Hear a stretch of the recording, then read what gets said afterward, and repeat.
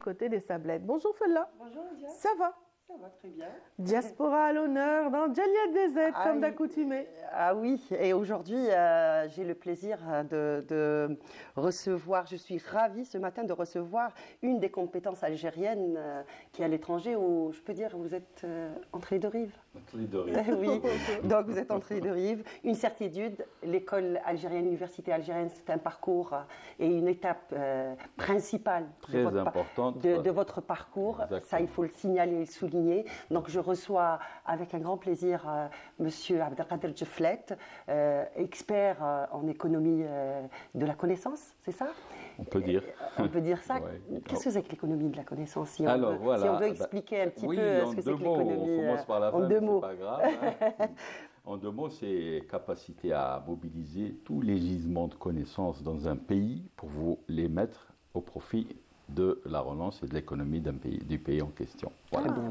Très bien. Je rappelle au passage que vous êtes là en Algérie, présent dans le cadre de deux conférences que vous avez données. La première à l'école des affaires, une conférence d'excellence, et une deuxième, un débat au niveau d'un incubateur à l'école aussi, l'école de Coléa, c'est ça, l'école des hautes études à Coléa, technologique à Coléa. Donc, il était question de quoi exactement, Monsieur Djeflet? Alors, d'abord, je vous remercie infiniment pour cette invitation.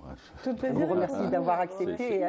C'est un grand plaisir et un grand honneur d'être parmi vous et je suis assidûment vos programmes. Donc, vous êtes un fidèle téléspectateur, on est ravis, encore doublement ravis. Non, c'est en fait plusieurs objectifs. Ça, vous avez cité des tâches majeures que j'ai effectuées, mais en fait il y en a plusieurs. Alors avec l'école supérieure algérienne des affaires, c'est plus que ça, une simple conférence. C'était une conférence d'excellence, effectivement, sur une thématique qui n'a jamais été abordée. C'est ça l'objet des conférences d'excellence, un peu, disons, aller sur des terrains nouveaux. Donc jamais la question du knowledge management n'a été abordée, donc ça c'est une chose. Mais aussi, d'une manière plus structurelle, nous avons signé un partenariat. Excellent. Qui comporte beaucoup de choses, en outre, l'encadrement des cours et des séminaires, aider l'école à relancer ou à développer son aspect recherche, parce que comme vous le savez, pour être certifié école internationale, et c'est l'ambition de cette école, c'est d'avoir aussi une composante recherche relativement importante, une base. Et il s'avère que nous, dans notre réseau, nous sommes aussi, c'est notre ADN, la recherche. Okay. Et c'est un réseau qui existe depuis 30 ans, vous m'avez dit, oui. Nous fêtons l'année prochaine le 30e anniversaire. Il a été créé effectivement en 1994, en décembre. Et depuis, on a fait énormément de choses, mais le cœur de métier, si je puis dire, c'est vraiment la recherche, c'est promouvoir la recherche sur les problématiques du pays et de la Méditerranée d'une manière générale, mais aussi former énormément de chercheurs. Si je peux me permettre, nous avons quand même accueilli dans nos structures en France pas loin de 300 chercheurs algériens qui ont effectué des stages, divers stages, des courts stages de 15 jours, semaines, jusqu'à des stages relativement longs de 18 mois. Donc on était là pour les accueillir, pour les encadrer, pour les diriger, pour les inviter, pour leur donner l'environnement adéquat pour qu'ils puissent terminer leurs travaux. Et 30 ans, ça veut dire que la diaspora a toujours été là. Nous avons tout, depuis le début. Oui, depuis le début, on a senti que ce qui est au cœur du développement, c'est l'homme. Et si on voulait vraiment, si on rate l'homme, on a raté le développement. C'est nos convictions profondes. Et c'est à travers l'homme qu'il y a la connaissance, qu'il y a l'innovation, qu'il y a tout ça. Donc voilà.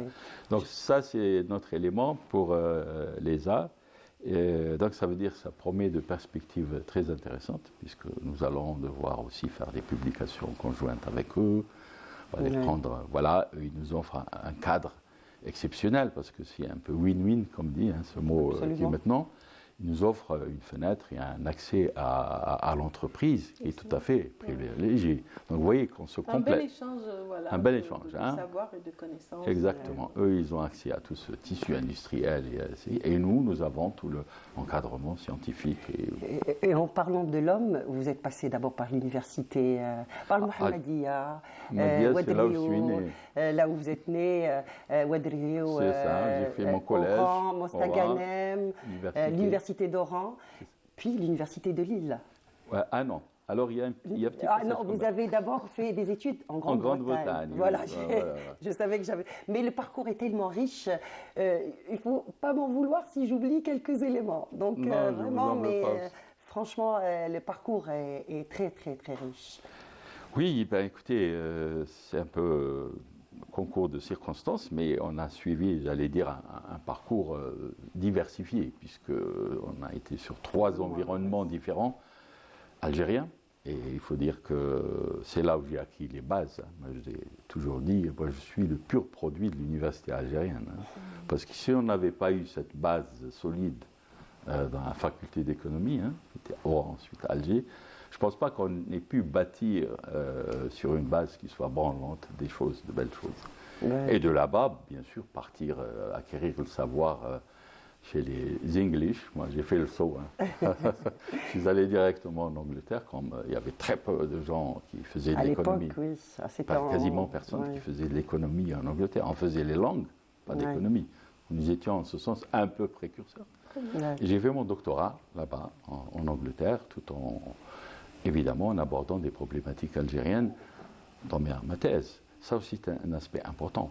Vous êtes resté rattaché à ce... Et ça c'est un petit clin d'œil fait que les thèses doivent, à mon sens, doivent être rattachées aux problématiques nationales. Parce que vous envoyez quelqu'un... C'est un gain de temps, parce que la recherche demande aussi énormément de temps. Donc c'est pour mieux aborder aussi les questions et de en perspective aussi. Et de ressources, des recherches pour le développement. Tout à fait. Ça ne veut pas dire qu'on dénigre la recherche fondamentale, on en a besoin, parce que dans l'ère surtout dans laquelle on est, le savoir et la recherche fondamentale sont disons, à l'avant-garde. Mais la recherche appliquée aux problématiques du pays, on a besoin, c'est quand même prioritaire. Excellent. Tout à fait. Vous êtes aussi membre du comité scientifique du réseau mondial sur les systèmes d'innovation, parce que l'innovation aussi occupe une grande partie de vos travaux. Je dirais plus que la moitié de mes travaux sont sur l'innovation. Essentiellement. Parce qu'on a réalisé très vite que si on n'innove pas, on meurt. Il y a un fameux ouvrage qui dit innover ou disparaître. On est à l'ère où tout le monde doit innover, pas seulement l'entreprise. L'institution, l'administration, la communication. Tout à fait. On est confronté à un flux d'innovation. Il faut être créatif et tout le temps. Et on a la capacité de l'être. Comment le faire d'une manière systémique, c'est notre objet de recherche. C'est pour cela que tous les chercheurs disent que l'innovation est plus importante que l'invention. Ah, bien sûr, rien à voir. Vous pouvez avoir un milieu très propice pour créer des dizaines, des centaines, des milliers d'inventions, mais la traduction en création de richesses, en produits, etc., peut être nulle. Ça se traduit comment les inventions? Ça peut être aussi des brevets, mais de brevets non valorisés. C'est de la ressource qui est gelée. Donc ça n'a rien à voir. L'innovation, c'est cette capacité à apporter l'invention au marché, à satisfaire un besoin effectif, économique et social. Tant que l'invention n'a pas rempli cette condition, pour moi, elle est stérile. Elle ne peut être intéressante que si elle répond à un besoin économique et social. C'est pour ça l'innovation est beaucoup plus importante que l'invention. Une autre étape importante, en 2020, vous êtes désigné comme membre du conseil scientifique de l'Organisation de la coopération islamique. Oui. Vous avez fondé aussi le premier réseau de recherche au niveau de la Méditerranée sur l'intégration des technologies dans le développement des pays de la région. La première étude sur le système national d'innovation en Algérie. En Algérie, oui. Et ça, c'est vraiment aussi une étape importante parce qu'on parle de ponts et de passerelles pour essayer d'impliquer davantage cette diaspora dans l'économie et dans le développement du pays. Totalement. Je crois que ça, c'est une dimension diaspora, j'aime pas beaucoup le terme, mais des compétences à l'extérieur, c'est d'être impliqué dans tous les projets que le pays a. Y penser presque d'une manière automatique. Ça, c'est le message que je donne. Lorsqu'on a un projet, première chose, que peuvent faire nos compétences à l'étranger? Avant d'appeler tel bureau, je ne sais pas où, à Boston, je suis un peu critique. Exploiter la matière grise algérienne. D'abord, priorité, parce qu'on a énormément de choses qu'on peut fournir en tant que compétences à l'étranger. Un formidable réservoir de savoir, de connaissances et de compétences. Donc, pensez compétences avant de penser marché international. Il y a un mode d'emploi peut-être à mettre en œuvre ou... Totalement. Ça, je vous ai donné que le premier, mais si on avait 2 heures devant nous, je le ferais volontiers. Donc ça, c'est... Et à ce titre, j'ai été appelé justement à auditer le système national d'innovation qui n'existait pas.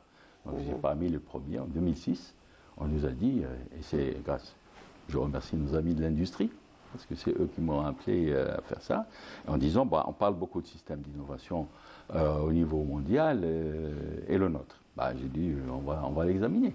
Très bien. Et donc on a fait ce travail pendant plus d'une année, accompagné des experts avec moi, et c'est la première fois que nous avons produit ce qu'on appelle la cartographie, le mapping du système national d'innovation. Personne ne l'a fait avant. Maintenant, on sait... Moi, j'allais dire annuel, vous avez parlé de cartes et c'est tout à fait bien. Oui, excellent. Cartographie. C'est la première fois qu'on a une... voilà à quoi ça ressemble, n'est-ce pas? Vous avez introduit d'ailleurs pour la première fois le concept de l'économie de la connaissance dans le cadre du CNES, du programme du CNES.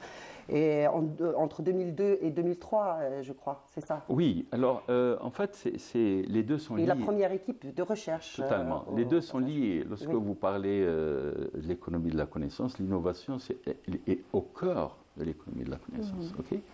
Parce que l'économie de la connaissance, c'est d'abord des gens créatifs que vous voulez mobiliser. Je vous ai dit, il faut mobiliser tous les gisements de savoir et de connaissances qu'on peut avoir. Alors je saisis l'occasion pour vous dire que ce n'est pas que les diplômés, que les universitaires, que les... Non, la connaissance, elle est partout. Au niveau des gens, là on a eu l'honneur de voir une association. C'est un gisement de connaissances dans leur domaine. Oui, et ça, c'est un gisement de connaissances qui peut être mobilisé. Donc toute personne qui est au contact de la tâche de travail est un gisement de connaissances. Et donc la nouvelle, c'est l'amener à donner ce gisement de connaissances et surtout à le renouveler, à être créatif. Parce qu'on est tous des petits génies à notre manière. Si on donne la possibilité aux gens, ils sont tous des génies dans leur domaine respectif. Et puis ils peuvent progresser, évoluer. Totalement. Et puis le discours s'y prête actuellement, la conjoncture aussi. On parle souvent de l'implication des compétences d'ici et d'ailleurs dans l'économie du pays. Vous avez d'ailleurs fait l'ouverture du premier... des assises de l'économie. Les premières assises d'économie de la connaissance. Il y a quelques années. Et, totalement. Et de l'autre côté, à Lille, vous avez initié le premier programme de mobilité des recherches et plutôt des chercheurs et doctorants. Oui, aussi. Alors comme je vous le disais, ça c'est un élément de l'économie de la connaissance. Toujours, oui. Qu'est-ce que nous avons fait? Nous avons tout simplement permis la mobilité à des gens pour venir enrichir leurs connaissances, n'est-ce pas, capitaliser pour pouvoir ensuite progresser. Et je crois que c'est un objet très honnêtement de fierté parce qu'on a pu quand même donner la possibilité.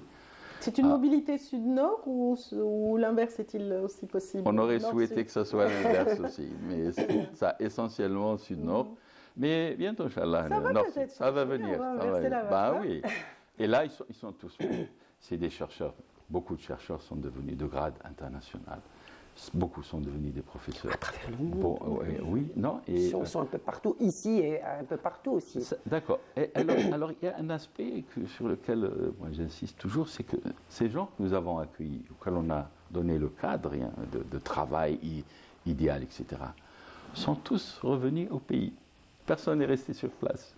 Ça, c'est un bel exemple. Comment on a contribué. Vous me dites comment vous avez contribué. Et bien voilà.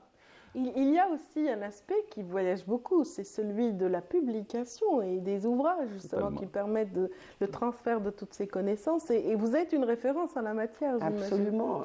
Il y a un bon chapitre sur le développement durable aussi. Ouais, référence, je ne sais pas. Hein. Mais vous avez beaucoup publié. Voilà, c'est-à-dire que notre croyance, c'est qu'il y a énormément d'idées, énormément de travaux, mais peu connus. Surtout dans les universités de l'intérieur, etc. Et il y a des gens qui sont des magnifiques travaux. Nous, on leur a donné l'occasion de faire connaître ces travaux à l'international. Très bien. Et donc, on a fait 18 bouquins collectifs, juste pour permettre à ces chercheurs d'avoir de la visibilité. On les a publiés en Angleterre, on les a publiés aux États-Unis, on les a publiés en France, mais aussi en Excellent. Algérie. Si nous, on ne leur donne pas cette occasion de se faire connaître à l'extérieur, donc c'était aussi prendre ces chercheurs par la main pour en faire. Maintenant, ils n'ont plus aucune barrière pour aller publier dans des revues Et internationales. c'est une référence. Ah bah, leurs écoutez, bouquins, leurs recherches. certains d'entre eux, vraiment des chercheurs de pointe qui publient dans des revues vraiment de classe. Donc ça aussi, c'était un de nos objectifs, c'est donner de la visibilité aux travaux de nos universitaires et chercheurs qui autrement dormiraient dans des tiroirs ou auraient des difficultés à diffuser. Votre Alors, dernière publication, Monsieur Djeflet, vous pouvez nous donner... Vos propres ouvrages, déjà, Ouais. viennent d'apparaître à l'écran pendant que vous parliez. de toute façon, ils sont tous importants, mais on parlerait peut-être des derniers en date. Ça prouve son humilité, ça prouve à quel point il s'efface pour mettre en valeur les autres compétences. C'est pas mal. moi, j'ai toujours été quelqu'un de collectif, si je puis dire. C'est excellent, c'est excellent.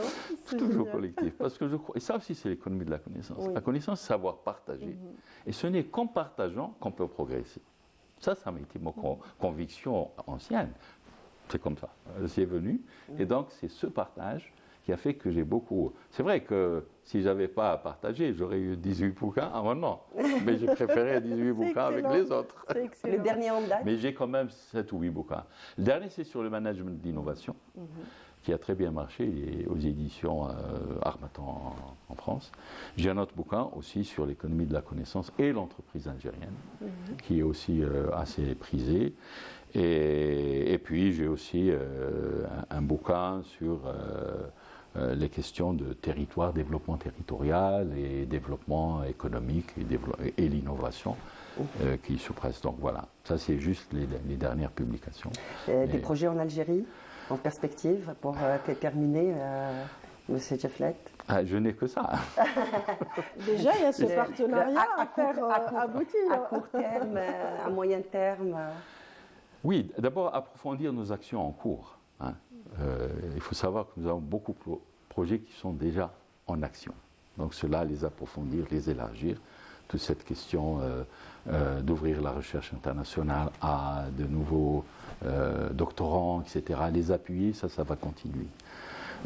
Deuxième, c'est un peu, j'allais dire, ce cheval de bataille, l'économie du savoir.